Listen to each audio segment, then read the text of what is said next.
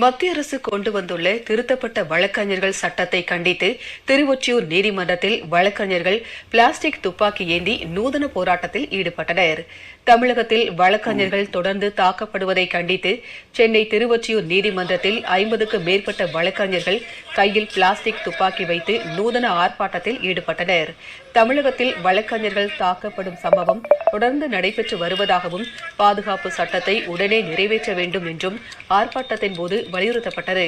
மேலும் வழக்கறிஞர்களுக்கு லைசன்ஸ் துப்பாக்கி வழங்க வேண்டும் என்றும் கோரிக்கை விடுக்கப்பட்டது. மத்திய அரசினுடைய அமெண்ட்மெண்ட் ஆக்ட் கண்டித்து நாங்கள் இந்த ஆர்ப்பாட்டம் செய்தோம்.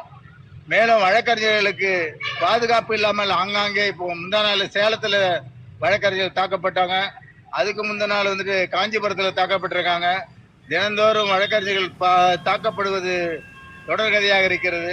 இந்த நடைபெற்ற இந்த போராட்டத்திற்கு தமிழக அரசு செவிசாய்த்து அனைவருக்கும் உடனடியாக காவல்துறை மூலமாக துப்பாக்கி லைசன்ஸ் வழங்க வேண்டும் என்று கேட்டுக்கொள்கின்றோம் நிர்வாகத்தின் சார்பாக.